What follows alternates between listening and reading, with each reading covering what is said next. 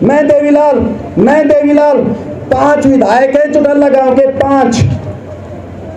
अमित सिंह कांग्रेस से, अबे चौटाला इनेलो से जो इस्तीफा दे चुके कांग्रेस किसानों के पक्ष में, 2 विधायक जजपा के, नैना चौटाला, दुष्यंत चौटाला और एक निर्दलीय रंजीत चौटाला।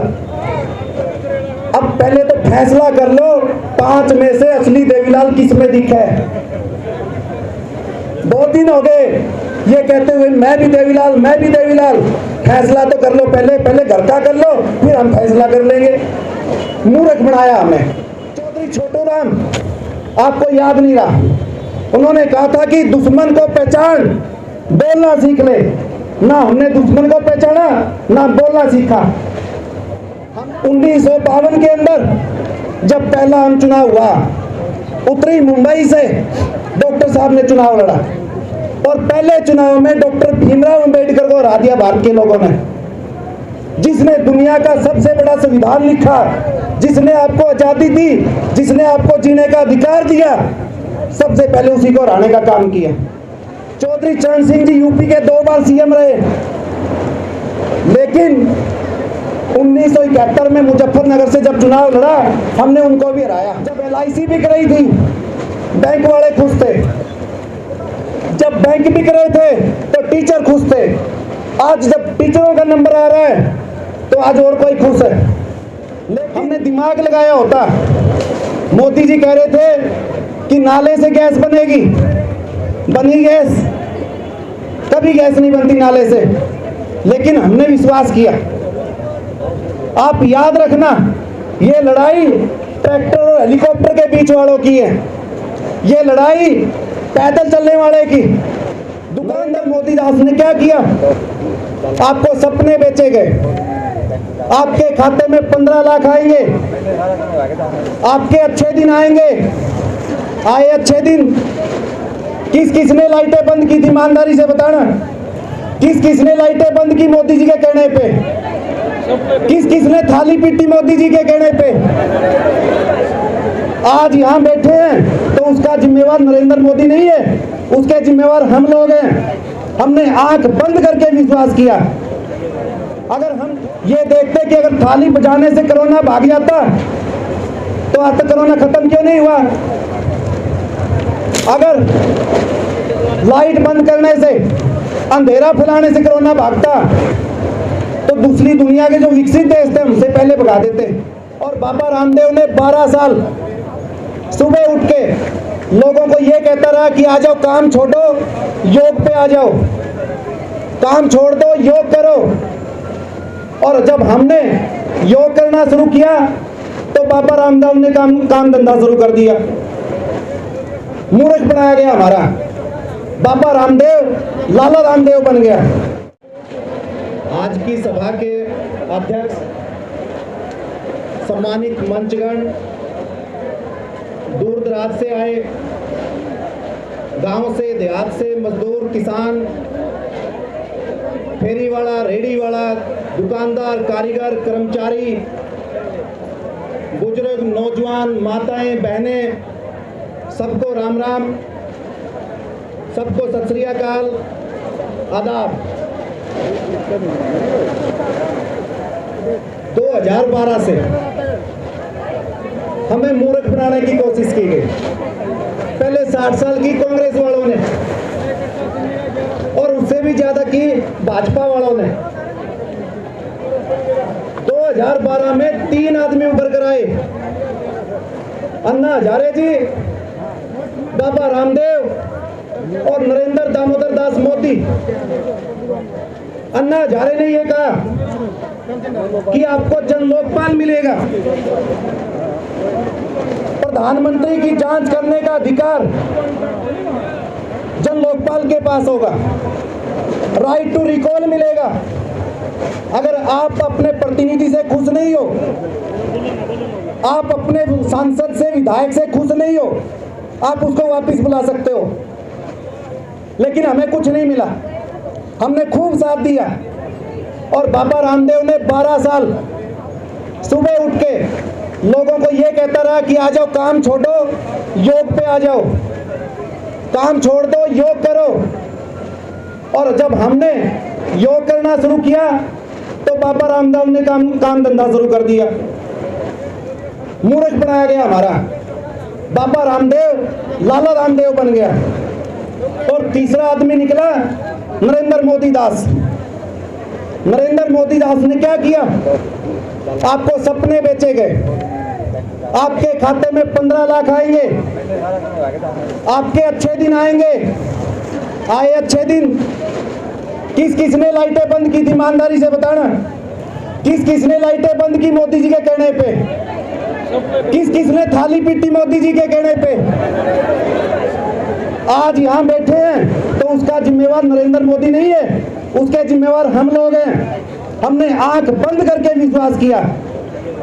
अगर हम थोड़ी बात ट्रक पे कसते, ये देखते कि अगर थाली बजाने से कोरोना भाग जाता तो आज तक कोरोना खत्म क्यों नहीं हुआ?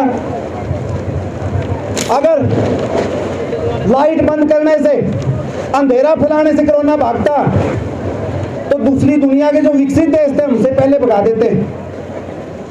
लेकिन हमने तरक्की कसौटी पे बात नहीं सुनी। अगर हमने दिमाग लगाया होता, मोदी जी कह रहे थे कि नाले से गैस बनेगी, बनी गैस? कभी गैस नहीं बनती नाले से। लेकिन हमने विश्वास किया। आप याद रखना, ये लड़ाई ट्रैक्टर और हेलीकॉप्टर के बीच वालों की है। ये लड़ाई पैदल चलने वाले की, दुकानदार की, रेडी वाले की, कर्मचारी की और दुनिया के अमीर लोगों के बीच की लड़ाई है। ये किसी को नेता बनाने की लड़ाई नहीं है, ये किसी के चेहरे को चमकाने की लड़ाई नहीं है। ये लड़ाई है नीति की, ये लड़ाई है नीयत की। और जिस नीति और नीयत से आप लोग बैठे हैं, आपको जीत मिलेगी, अवश्य मिलेगी। एक हाथ में 5 उंगलियां हैं और इन 5 उंगलियां कोई भी एक समान नहीं है। लेकिन जब इनकी मुट्ठी बंद हो जाती है, जब आप सारे लोग मिलकर ताकत के साथ लड़ेंगे तो मोदी जी को पीछे हटना पड़ेगा। तीनों काले कानून आपस में जुड़े हुए हैं, एक दूसरे की शोषण पत्ती पे आधारित है। शहीद आजम भगत सिंह ने कहा था, इंकलाब कभी बम और पिस्तौल से नहीं आता। इंकलाब लाने के लिए विचार चाहिए। और जो किसान आंदोलन है, ये एक वैचारिक क्रांति है जिसने पूरे विश्व के अंदर आप लोगों का नाम रोशन किया है। जब LIC बिक रही थी, बैंक वाले खुश थे। जब बैंक बिक रहे थे तो टीचर खुश थे। आज जब टीचरों का नंबर आ रहा है तो आज और कोई खुश है। लेकिन मैं हौसले की दाद देता हूं आप लोगों की, इन पगड़ी वाले लोगों की, इन धोती वाले लोगों की, इन मेरी माताओं बहनों की, जिन्होंने अपनी जान को बाजी पे लगा के, दाव पे लगा के सारे लोगों की लड़ाई लड़ने का फैसला किया। जब पढ़े लिखे लोग आवाज नहीं उठा पा रहे थे तो आपने आवाज उठाई। इतिहास ये बात लिखेगा, इतिहास लिखेगा ये बात कि भारत के अंदर एक ऐसा वर्ग था जिसने सबकी लड़ाई अपने कंधों पे लड़ी। आपको कभी भूल नहीं सकते। क्यों? क्योंकि हमने महापुरुषों को बुलाया। चौधरी छोटू राम, आपको याद नहीं रहा, उन्होंने कहा था कि दुश्मन को पहचान, बोलना सीख ले। ना हमने दुश्मन को पहचाना, ना बोलना सीखा। हमने डॉक्टर बाबा साहेब अम्बेडकर के संविधान को पढ़ा होगा, सबको समानता का अधिकार दिया, सारे भारत में कहीं भी रहने का, बसने का, काम धंधा करने का अगर अधिकार है तो वो बाबा साहेब की वजह से। आज आप धरने पे बैठे हो, ये डॉक्टर भीमराव अंबेडकर की देन है। शांति प्रिय ढंग से आप जुलूस निकाल सकते हो, धरना दे सकते हो, अनशन कर सकते हो, लेकिन हमने उनकी भी नहीं सुनी। 1952 के अंदर जब पहला आम चुनाव हुआ, उत्तरी मुंबई से डॉक्टर साहब ने चुनाव लड़ा और पहले चुनाव में डॉक्टर भीमराव अंबेडकर को हरा दिया भारत के लोगों ने, जिसने दुनिया का सबसे बड़ा संविधान लिखा, जिसने आपको आजादी दी, जिसने आपको जीने का अधिकार दिया, सबसे पहले उसी को हराने का काम किया। तीसरे रहे चौधरी चरण सिंह जी। चौधरी चरण सिंह जी यूपी के 2 बार सीएम रहे, लेकिन 1971 में मुजफ्फरनगर से जब चुनाव लड़ा हमने उनको भी हराया। एक बार फतेहपुर सिकरी के अंदर चौधरी साहब कलेक्टर के साथ बैठे थे, लोग आए, एक किसान समस्या लेकर आया तो चौधरी चरण सिंह ने कहा कि कलेक्टर साहब उठो, ये कुर्सी किसान को दो। कलेक्टर साहब देखने लगा कि आप ये क्या कह रहे हैं। उन्होंने कहा ये कुर्सी आपकी नहीं है, ये कुर्सी जनता की कुर्सी है, इस पे बैठने का अधिकार जनता का है, जनता ही कुर्सी पे बैठाती है। हमने उनकी बात को भी नहीं सुना, हमने विश्वास किस पे किया? राजनीति वालों पे किया, धोखा देने वाले लोगों पे किया। हमने उनकी विचारधारा को त्याग कर जो उनका नकली जामा पहन के उनके वंशज हमारे बीच में, हमने उन पे विश्वास किया। चौधरी वीरेंद्र सिंह जी खड़े होकर ये कहते हैं कि मैं 8 लाख की घड़ी बांधता हूं। हमें दिक्कत नहीं है, आप 8 लाख की बजाय 80 लाख की घड़ी बांधिए, लेकिन वो फार्मूला इस किसान को भी दो जिसे ये भी 8 लाख की घड़ी खरीद सके, ये भी अपने बच्चों को अच्छे स्कूलों में पढ़ा सके, ये भी अच्छे हॉस्पिटल में इलाज करवा सके। हमें वो फार्मूला चाहिए। आप जब बेरोजगारी की बात करते थे तो आप कहते थे कि हरियाणा में बेरोजगारी दूर करने का फार्मूला मेरे पास है। अगर चौधरी वीरेंद्र सिंह के पास फार्मूला है तो आज हरियाणा में बेरोजगारी की दर 27% क्यों? ये बात उनको समझनी चाहिए और आप लोगों को भी समझनी चाहिए। बार बार भेष बदलकर, बार बार चौधर का नारा देकर, चाहे वो दुष्यंत चौटाला जी हो, चाहे वो वीरेंद्र सिंह जी हो, आपके बीच में आए, आपने कुछ छुपा के नहीं रखा उनसे। एक घर से 5-5 विधायक आपने बनाए, लेकिन उन्होंने क्या किया? पूरी उम्र आपने वोट दिया, लेकिन जब आपको वोट की जरूरत थी आपके पक्ष में वोट नहीं डाले। ये बात आपको समझनी चाहिए। मैं देवीलाल 5 विधायक है चौटाला गांव के, 5। अमित सिंह कांग्रेस से, अभय चौटाला इनेलो से जो इस्तीफा दे चुके कांग्रेस किसानों के पक्ष में, 2 विधायक जजपा के, नैना चौटाला, दुष्यंत चौटाला और एक निर्दलीय रणजीत चौटाला। अब पहले तो फैसला कर लो 5 में से असली देवीलाल किस में दिखा है। 2 दिन हो गए ये कहते हुए मैं भी देवीलाल। फैसला तो कर लो, पहले घर का कर लो, फिर हम फैसला कर लेंगे। मूर्ख बनाया हमें शिक्षा के नाम पे बहकाया गया, हमें कुछ नहीं दिया। आज आप देख सकते हो उचाना के हालात क्या है। एक अच्छा शैक्षणिक संस्थान नहीं है, पार्क नहीं है, लेकिन फिर भी हम बैठ जाते हैं। जाति के नाम पर, धर्म के नाम पर, अक्षेत्र के नाम पे, भाषा के नाम पे हमेशा आप लोगों को कमजोर करने की कोशिश की गई। ये बात आप अच्छे से जान लेना। जितने ये पूंजीपति लोग हैं, ये साहेब को चंदा देते हैं और बदले में साहेब क्या देते हैं? उद्योगपतियों को धंधा देते हैं।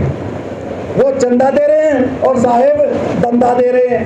आप लोगों का क्या बात हुई थी कि चप्पल वाला भी हेलीकॉप्टर में बैठेगा, लेकिन जब कोरोना आया आपके पांव की चप्पलें टूट गई, कोई चप्पल देने वाला नहीं था।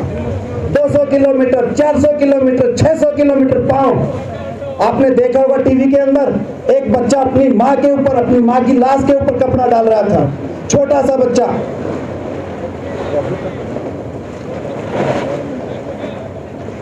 वो अपनी माँ के मुंह पर टक रहा था, लाश थी वो। किराया, आज ट्रेन का किराया 3 गुना हो गया।